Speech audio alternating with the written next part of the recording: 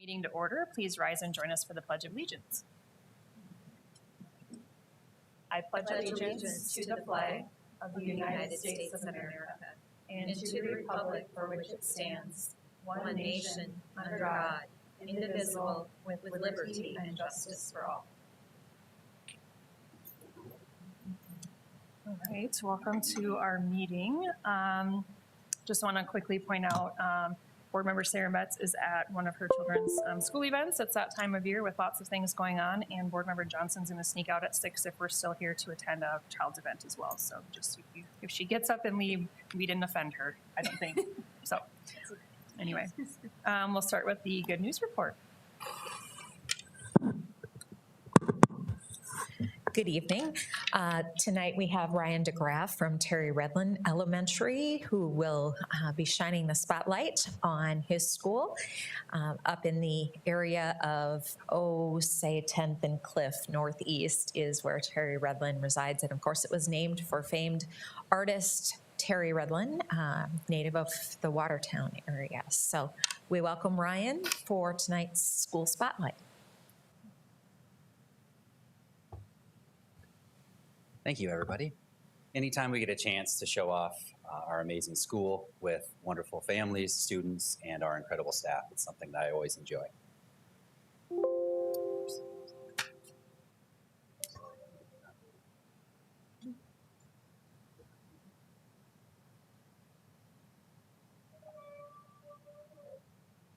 Got a bug. Oh, that's okay. Do an audible here. Okay, thank you. All right, so our mission statement mirrors the Sioux Falls School District statement to educate and prepare each student to succeed in a changing world. We believe that should mirror each other. We also have a philosophy at Terry Redlin that we want to mirror high expectations with high empathy. That we understand that there are situations with students and families that certainly we understand it can be difficult, but we also think that we believe in them so strongly that they can achieve great things. And so we mirror this high expectations with high empathy with relationship building. As Deanne said, Terry Redlin was named after the famous painter, artist. We have lots of Terry Redlin prints hanging in our building. We get lots donated to us, so if you are interested at all, we do have a few on hand that, for backups. It was built in 1998. We combined two neighborhood schools here in the Sioux Falls School District, Bancroft and Franklin Elementary. And that is standing on, I believe, Bancroft's old site. Student demographics, we have about 432 students. There are just under 100 full and part-time staff at Terry Redlin. We serve that basically what's called the Whittier neighborhood, like Deanne said, kind of the 10th and Cliff area. We are also a RISE site. RISE stands for Reaching Independence Through Structured Education. We have 3 classrooms of about 29 students. With the demographics, you can see that we are a very diverse school, and that's something that we celebrate. Something that if you were to walk into our school and you go into our lunchroom, you're going to see many different flags that represent all of the different countries that some of our families reside from, and that's something that we are very proud of and work through to help us connect with our differences and our similarities. We have about 25% of our students are considered English language learners. About 30% of our students are students on an IEP. One of the things that when we think about, we want to make sure that we have those high expectations for students with their learning is we do the collaboration model, PLC Plus. And what that means is a continuous improvement model, similar to what our Sioux Falls School District does with Plan, Do, Study, Act. And so this is our 4th year of the PLC Plus model. I believe the district is slowly going to start rolling that out at the elementary level. So that's one of the things that we have enjoyed being able to kind of work on throughout. And really the big thing is, here are the questions we focus on with our collaboration with our teachers. Where are we going? Where are we now? How do we move learning forward? What did we learn today? And who benefited and who did not benefit? So when we think about how we can see our strengths as learners and areas for improvement, we kind of go back to those questions and we cycle through where we need to be. Here's an example. After we've identified as our instructional leadership team, we've identified areas for celebration and areas for growth. We then identify things within our school improvement plan that we want to target throughout the year. And the PLC Plus, or the collaboration model, really allows us to continue to circle back through identifying big standards, tracking progress, because really what we want our students to be able to do is make that growth over time. We know we have students at grade level, but we also know we have students below grade level. How can we accelerate growth for everybody? So if you take a look at this just real quick, it just talks a little bit about tracking the different assignments. Then you can kind of see the summary of eventually, you know, we started with a pretest with very little students proficient, and then by the end, they show that proficiency. That also allows us then, if we go through those questions and say, oh gosh, who did not benefit from this and are still behind? Well, then that's where we throw in those interventions. Who needs a little bit extra support? We talk a little bit about scoops. Who needs an extra scoop of math, or who needs an extra scoop of behavioral support even?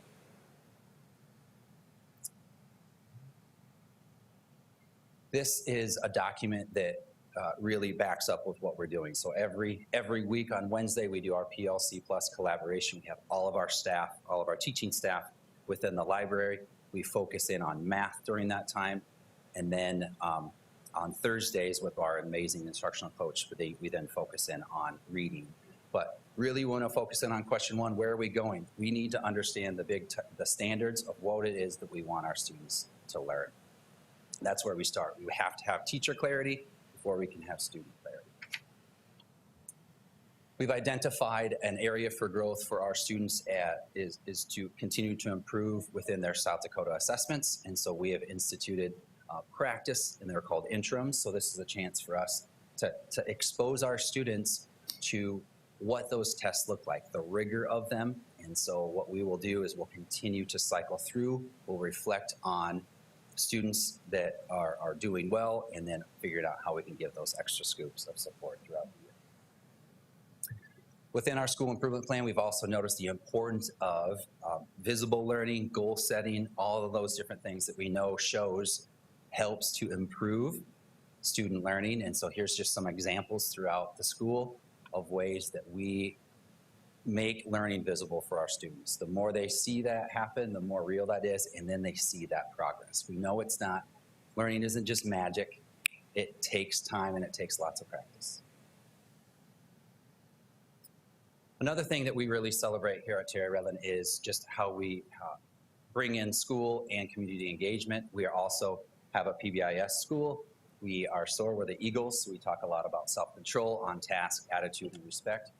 If you come to Terry Redland, you're going to see lots of SOAR slips handed out. We want to see that expected behavior, and we celebrate when we see that. We also are working on improved attendance. Our attendance liaison, Rochelle Holloway, has done a great job of starting to connect with families that, for some reason or another, may struggle getting to school on a regular basis. We also have reinstituted what we call the Strive for 5 program. We're starting small in terms of we are celebrating when a student gets to school on time, all day, every day, just for the week, they're eligible to be celebrated, whether it's small prizes or big prizes. We wanted to make it a big deal when they get to school. We also love bringing in families. We tried out a joint family event this year with our after-school program, CLC. We had a joint family math night and a resource fair, and it was very well received. It was a great way to connect all of those resources within our community and actually within the Terry Redland area.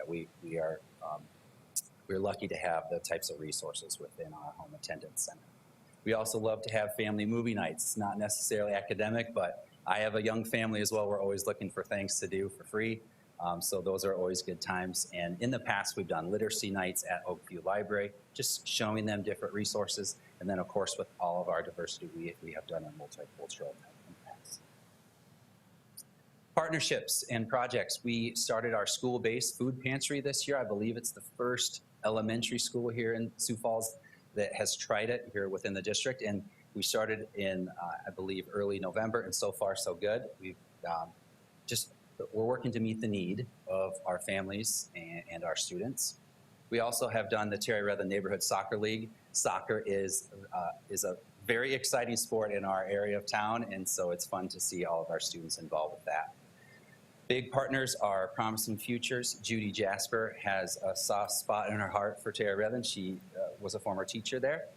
We have King of Glory, Celebrate Church. We really pride ourselves in LSS mentoring. My goal is to have a mentor for every student. We know that may not happen, but that would be great. And then, of course, the Sioux Falls Public Schools Education Foundation helps to sponsor some of our new teachers and all those different grants. And then something fun we have done our field day. Instead of doing a typical field day, we have had our students go out to Leif Erikson. It's been a really fun experience for our students to experience what it means to go out to Camp Leif Erikson. We've been lucky with weather the last couple of years. And then finally, just some pictures of our kids and the happenings around our school. It's why we do what we do. Any questions? So the attendance aspect, you think it's coming around a little bit? You know, that's a great question.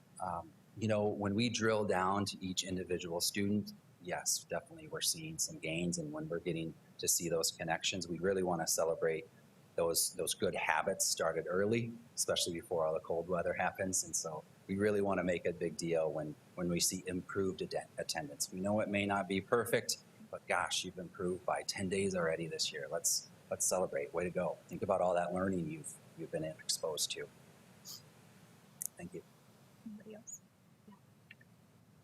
I know you commented on family movie night not being academic, but it's really just fostering that sense of community that I know will improve attendance. And I'm so glad the Community Learning Center model is just really partnering with you guys and working together, because that's going to be another avenue to build that growth and trust in bridging the gaps for folks who might not maybe see the value in showing up on time or every day or know it's important. So like everything you're talking about is so exciting for me. The mentorship, the after school, the family nights, the Wednesday math and the Thursday reading, like great job. Awesome. Well, thank you. Yeah. Thank you very much. I want to give a shout out to Jamie Heithold. She's a third grade teacher, aspiring administrator. She does great work in her room too. Thanks for coming. Awesome. Thank you very much. I was just going to add, you mentioned that, you know, really habits start small, and that's one day, and then 2 days, and then 3 days. And so I love the strive for 5, because perfect attendance is like unattainable for most kids. And so why try is kind of the mentality, but I can be here every day this week, and I can be here every day next week. So I love that. And then even the examples that you had shown, students tracking their success and their progress academically.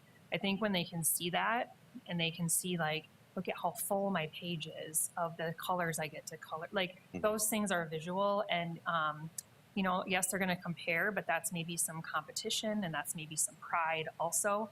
And as you think about them growing into middle school and high school and adults, it's so important that they can do that goal tracking and that goal setting to really help them to achieve their goals long term. So starting so young is a great gift to them, to help them to be able to see their future and what they need to do to get there. So thank you for sharing your school. It's wonderful, and we're glad to have you. Thanks. Thank you very much. All right. Can I get a motion and approval of the minutes from the meeting held on November 27th, 2023, please? So moved. Second. I have a motion and a second. All those in favor signify by saying aye. Aye. Opposed, same sign. Those are approved. We have one person who is wishing to address the board on a non-agenda item. And so we have Bridget Page. So just some information. You get 5 minutes to speak. If you could just start off by telling us your name and address. Yes, my name is Bridget Page. My address is 2604 South 4th Avenue, just up the hill. And I am the parent of a first grader at Eugene Field who has to get to wrestling practice at Lincoln. So I'll apologize for sneaking out after we're done. He was also excited to see the eagle up there, because they are also the Eagles. Nice. I'm here today to speak on the topic of the current enforcement of the school board unpaid meal policy, and I did email everyone on the board about that, and I appreciate you guys taking time to read that, and Mr. Murren for responding. I'm going to read just because I'm a little nervous, so I'm going to stick to my notes for that reason. I don't believe any member of the school board would look at a 6, 10, or 14-year-old kid in the face and say, you don't deserve to eat breakfast today because your adult didn't put any money on your account or fill out the free and reduced lunch application. And yet that is what the board policy does. It says to our kids, their friends and classmates, that they don't get to eat today because of decisions that the adults in their lives are making. In my opinion, it's never okay to withhold food from a child as punishment for their behavior, much less for the behavior of an adult that they have zero control over. At our house, we tell our kids the truth in age-appropriate ways. As my husband and I have been talking about this, our first graders had questions, asking what's going on. And we've tried to explain, just saying, honey, the school district, excuse me, has decided that if the adults don't put money in the kids' lunch account, then they don't get to eat that day. And we're trying to figure out how we can help and what we can do about it. And he just said, why don't you just give them food? And I said, yeah, why don't we just give them food? And I know at the building level, principals, social workers, child nutrition, and others have bent over backwards to get families to fill out free and reduced lunch applications. I started out as a teacher. That's how I started my career. Went back to school to become a speech language pathologist, worked in schools, even completed part of my internship in the district at Mark Twain and Longfellow when they were those schools. I say that as background to say I've been in the trenches. I have friends in the district at all different levels. I know how hard our staff and administrators are working to try to ensure that our families are following our process so that the school district can have the funds that we need to pay for these meals that are being eaten. And yet, for whatever reason, and we don't know what those reasons are, these adults are not doing this. And yet, it's not the kids' fault. It's the children who are being punished for the decisions those adults are making. Decisions that are out of their control. Another concern I have related to that is how the Angel Fund and the donations going to it are being used. Particularly the caveat that's written into board policy that a family can qualify for those donated funds when they have completed the free and reduced lunch application. Which expressly leaves out those kids whose adults have not filled out that paperwork. It leaves a gap for those kids. They don't have access to those donated funds if for whatever reason their adult hasn't filled out that application. My husband and I have donated to that a number of times, and I don't say that for any public recognition or accolades. I say that to convey that we are trying to be part of the solution. But it's disheartening to know that those kids still aren't getting any of those donations. It feels like the donations are being weaponized as punishment against them. That being said, I also know that the effective use of resources and well-being are both priorities for the district. We can't have one without the other. I don't think those two things are mutually exclusive. We have to have both. Even so, I don't think this policy is the best that we can do to carry that out. I think we can do better. If you ask any educator, when you teach something, if the kids don't get it, a large portion, a small portion, what do? Do you yell at them? Do you keep telling them over and over again? Do you send angry emails? No, you come up with new solutions. We as a district are resourceful and creative. We just introduced the CLC, which I noticed is on the agenda for later tonight, which is an innovative partnership to solve a district level problem. And yet the only solution for unpaid meals written into board policy is punishment for the kids, not the adults. In the district's own video, is that my time? Yes, sorry. Okay. Dr. Nold had some good words about people being the first priority. Thank you. Thank you.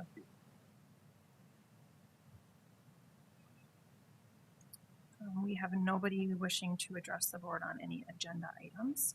Can I get a motion and a second for approval of tonight's agenda, please? So moved. Second. I have a motion and a second. All those in favor signify by saying aye. Aye. Opposed, same sign. Agenda is approved.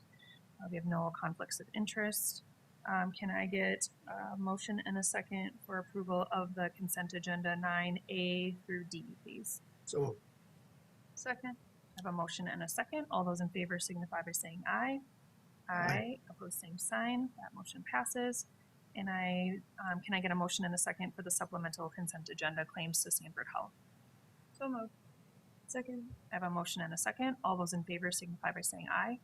Aye. Opposed, same sign. That motion passes with one abstention from myself. And then we'll move on to the reports of the superintendent. Yes, and we do have a report on our after-school programming. There's been a lot of work that's gone into kind of the revised version of our after-school programs. And so tonight is an update. We're midway through the year already, which is hard to believe.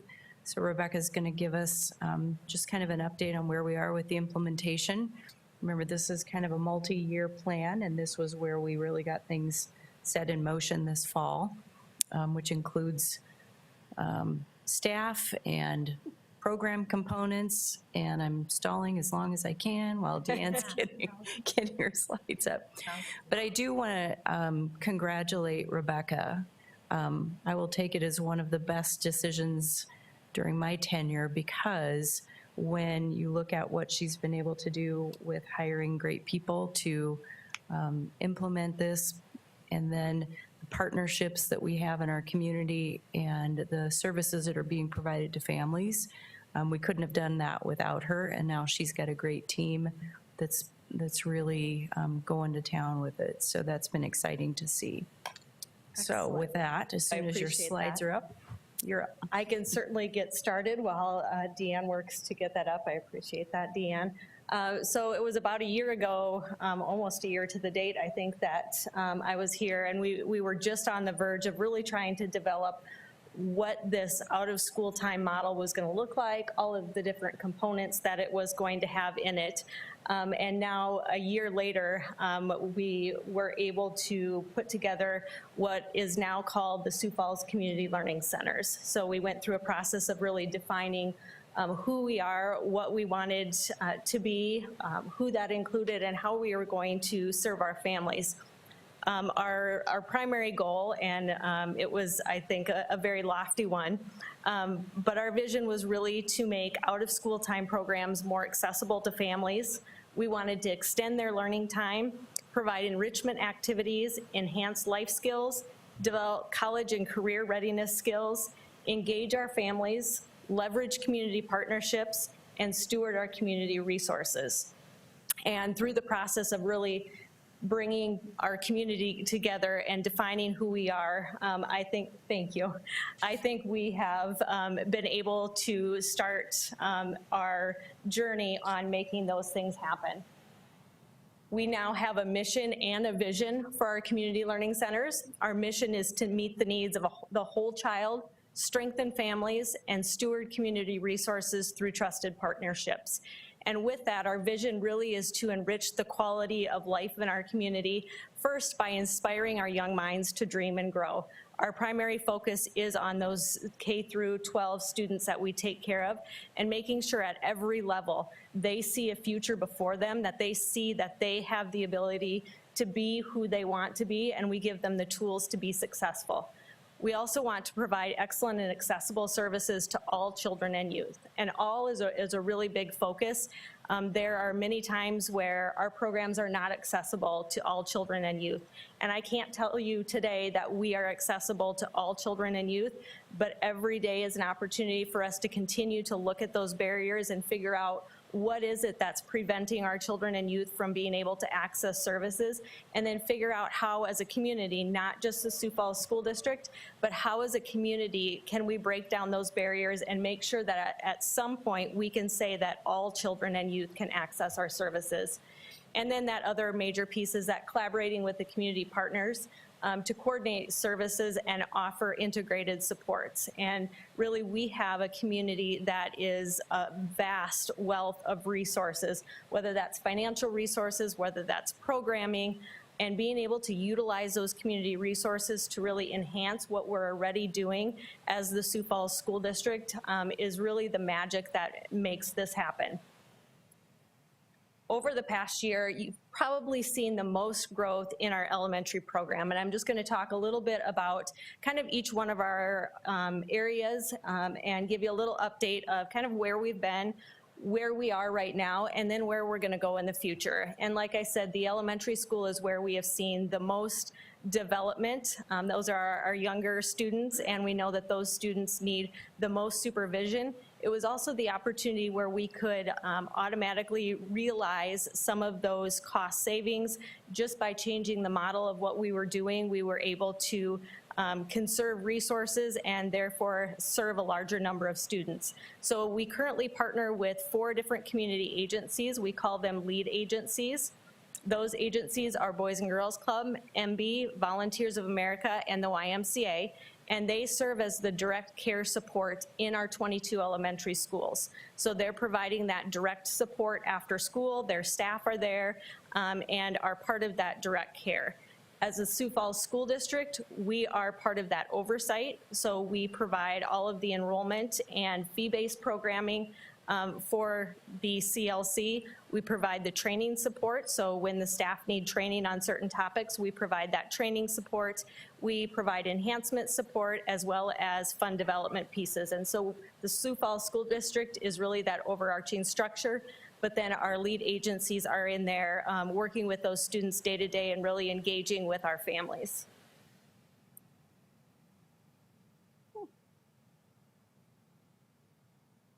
Go backwards, not sure what happened there, but we'll go backwards. Just take a look at elementary data. Like I said, we're at 22 elementary schools. If you look at our enrollment year over year, last year during the school year, we served about 1,299 students. This year in 2023, so far we have served 1,734 students, so an increase of 433 students this year over last year. We anticipate that will continue to grow. We certainly do have waiting lists yet. Our biggest barrier is that workforce piece. The more staff we're able to put in, the more students we can support. So our agencies have done a fabulous job of continuing to be out there pushing and bringing in staff to support our students.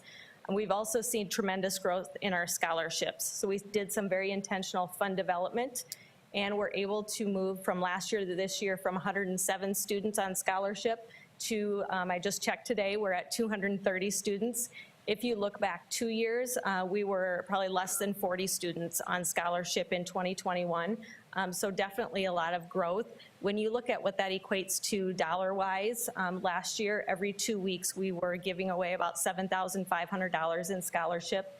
This year, every 2 weeks, we're giving away $23,800 in scholarships. And we're only able to do that because of the generous partners we have in the community that give of the resources so that we can give out those scholarship dollars. United Way is a partner in that, as are a number of businesses and individual donors. And then also grant slots is a part of, grant writing is a part of what we do, and looking for opportunities to fund slots through given grants. And last year we had 87 students that were supported through grant slots, and this year we're at 169. So just continuing to diversify where our funding is coming from to be able to support our students. This first semester, we focused really a lot on just stabilizing, making a transition from having a school district run program to a community-led program was a pretty significant shift. When I talk with people about what that was like, for our agencies, they were literally meeting 1,730 some brand new children that they'd never met before, never met their families, didn't know information about them, and we handed them over on day one and said, here you go, take good care of them, please don't lose them, and make sure that they get all of their needs met. And they have done a fabulous job of that. went much smoother than I ever anticipated. And so we are now launching what is our second phase, which is program enhancement. This is the beauty of what community learning centers are, is that not only can we provide a base program, but now we get to bring in community resources.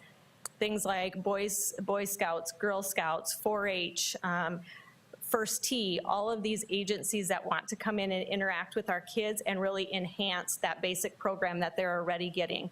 The tutoring supports, family engagement opportunities. Ryan talked about the resource fair that they did at Terry Redland. That was part of the Community Learning Center, bringing resources in along with the school. That's that layering on top effect. And so we're moving into that phase second semester, and certainly anticipate having some really exciting things to share as we move in that direction. Middle school wise, we've also had some recent developments there. Many of you know that several years ago, we started this process of looking at opportunities for middle school youth and really getting an idea what are the needs out there, as well as what are some of those promising practices that are happening across the country. And one of the models that we found and explored in depth was something in Omaha. It's across the country, but we looked at the ones specifically in Omaha, where there was a portion of a building built onto middle schools that was specifically for the after-school program.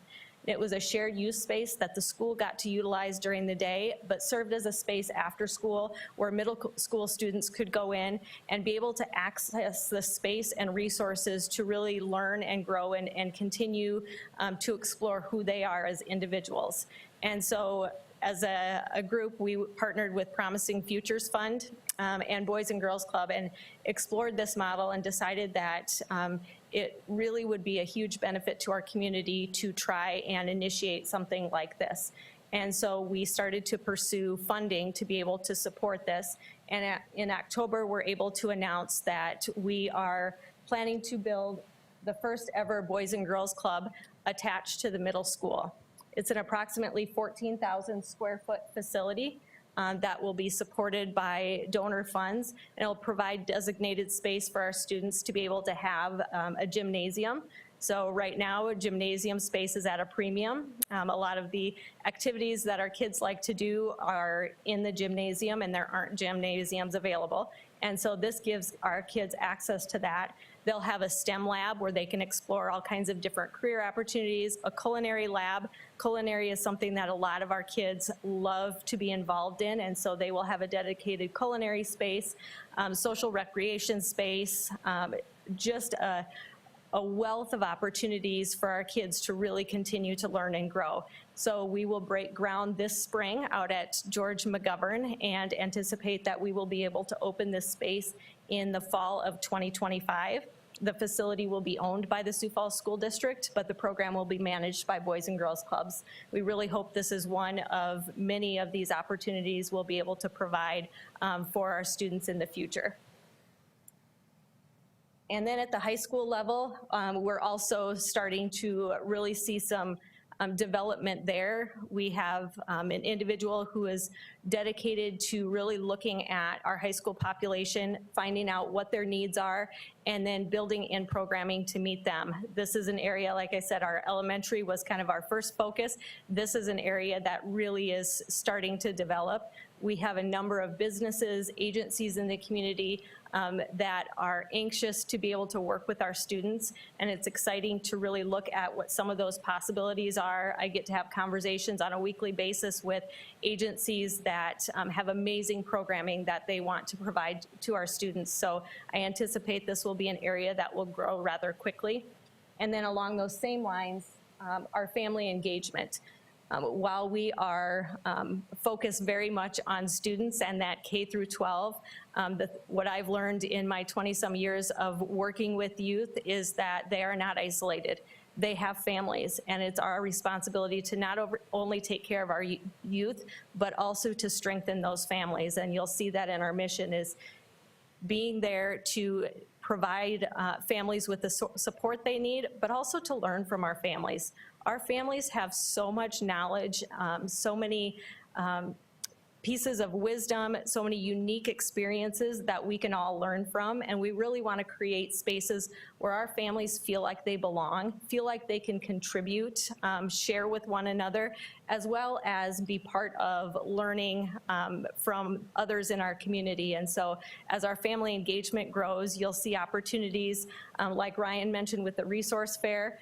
We have coming up at the spring of the year, would love to see all of you there, but we will have health and wellness fairs. So in the middle of winter, when people aren't moving around very much and are stuck in their homes, we're focusing on bringing community partners together, bringing our families in, and giving families really a chance to explore different health and wellness topics, and really just engage in some fun activities as families. So those are just the few of the things that we have coming up, as well as some educational opportunities for families along the lines of home ownership, financial literacy, college and career preparation for their kids. So just a number of things that we're excited to expand on and explore. So that is just a little bit about where we've been as the CLC and where we're going. Are there any questions at all? Have you slept for the last year? I feel like that was a lot. It is a lot. I have a phenomenal team. It is also great to have the support of the district, just to have that guidance of Dr. Stavum, Dr. Boysen, to be able to provide some direction. And then I can't say enough about our community partners who have picked this up and been willing to run with it. I know one of the things that we had talked about briefly last week when we were kind of talking about the presentation was I love the enrichment part of it. And as a mom who had young kids, who was like, felt like you get home from work and then it was like, okay, now we have to go to Girl Scouts. So let's eat really fast and then let's go here, to think that students could participate in that after school. Correct. And save maybe some of that family time for family at home. Yes. Less running and really getting exposed to things that they otherwise wouldn't have been able to participate in perhaps. And even the some of the things that you mentioned really are such life skills like cooking. Yes. You know, it's fun, but it's also functional. Like Absolutely. they can maybe participate at home, or they could be safer at home when they're cooking and be more independent. So I love all of those things and how that really, like you said, helps our students grow. The last thing I'll mention is both at the middle and high school level, I love the idea of having community members provide like special interest clubs. Yes. I know how busy teachers are, and many times, especially in high schools and middle schools, if you want to have a club, you have to have a staff that sponsors it. Right. And staff are amazing and they are willing to help students, but oh my goodness, like one more early morning or one more after school, and then supervising and maybe planning, like they're great and they do it.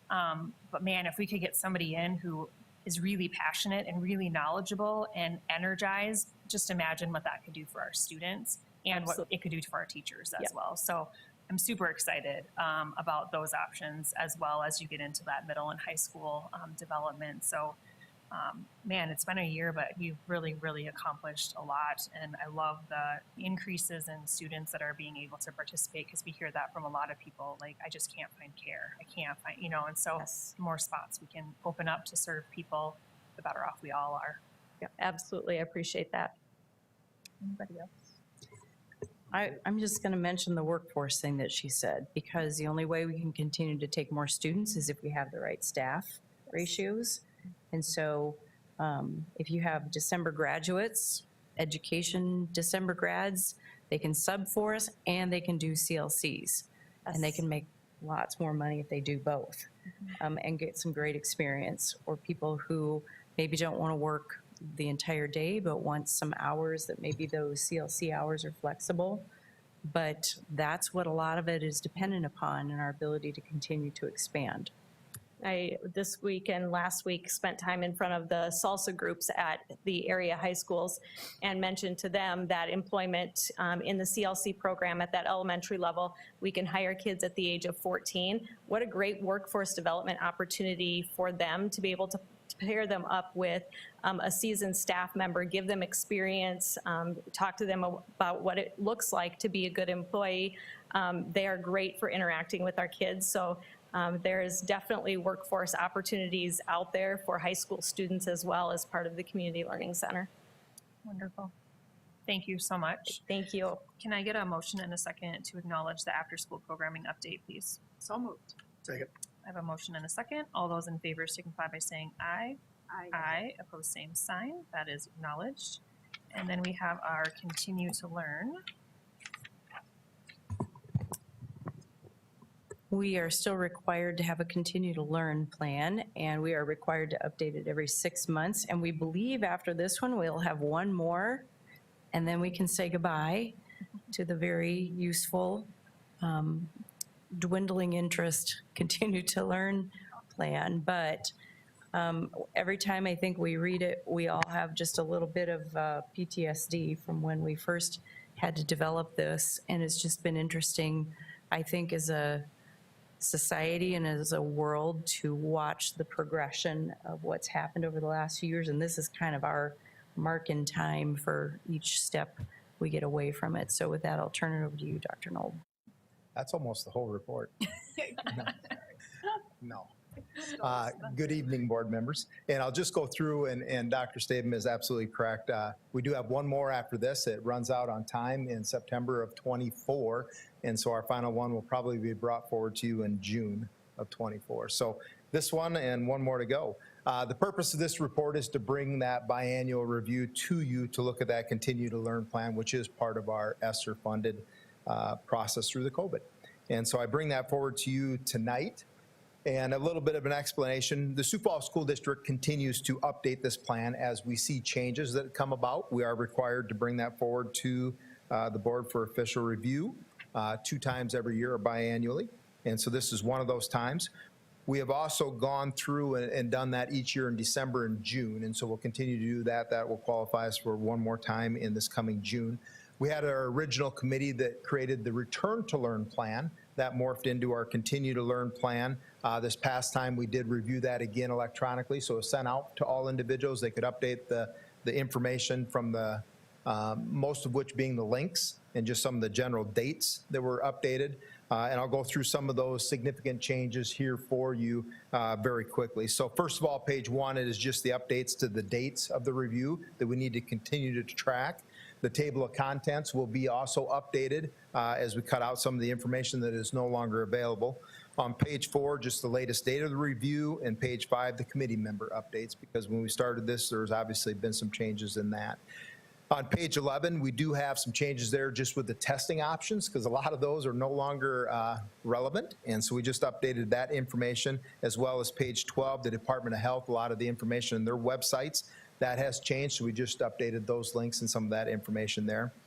Page 13 is much the same. The reference links for families of where they can go, information availability. A lot of that has decreased, but we updated that information.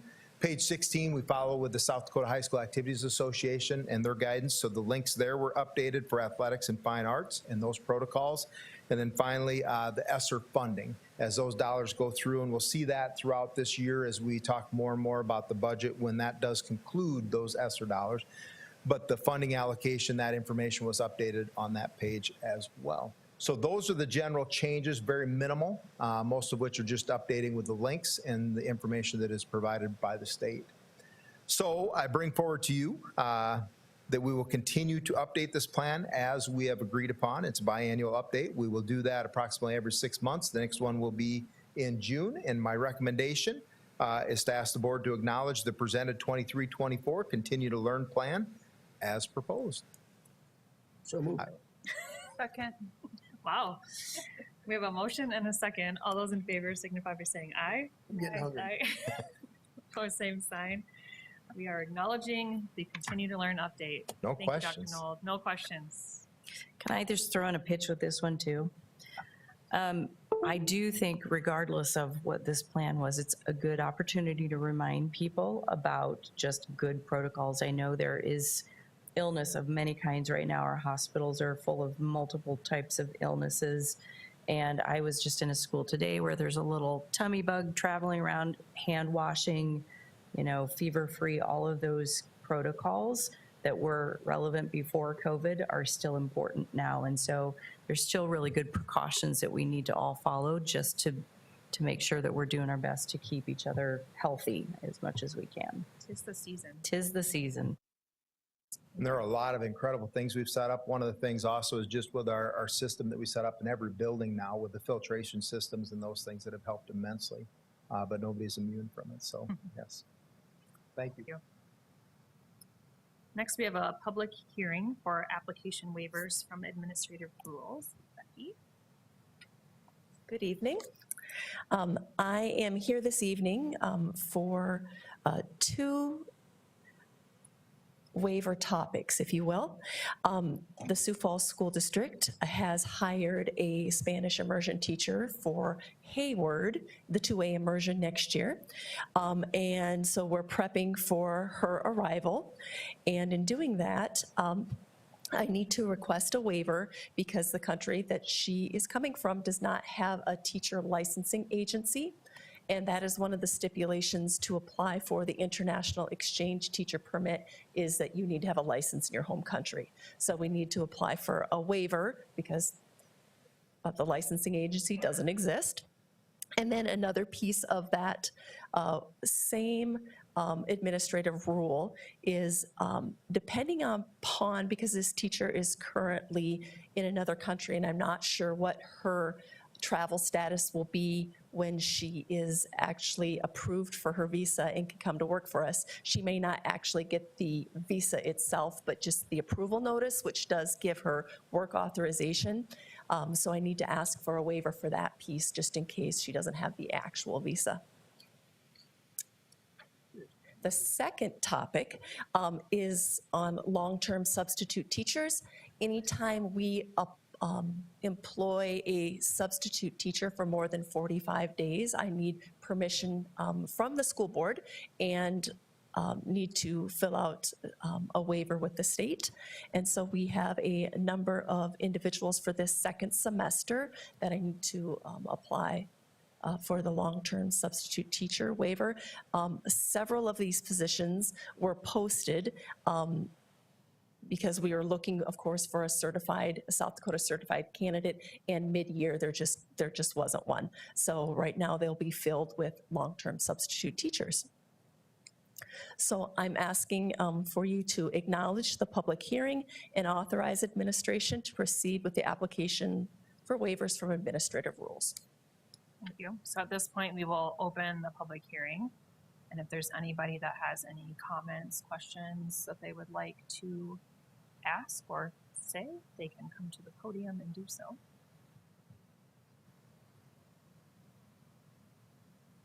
Nobody? Okay, we will close the public hearing. Anybody have any questions or concerns? No? Can I get a motion and a second then to acknowledge the public hearing and authorize the administration to proceed with applications for waivers from administrative rules, please? So moved. Second. We have a motion and a second. All those in favor signify by saying aye. Aye. Opposed, same sign. That is approved. At this time, we're going to move into executive session, SDCL 1-25-2, parent 3. Can I get a motion and a second to do so, please? So moved. Second. I have a motion and a second. We will move into executive session.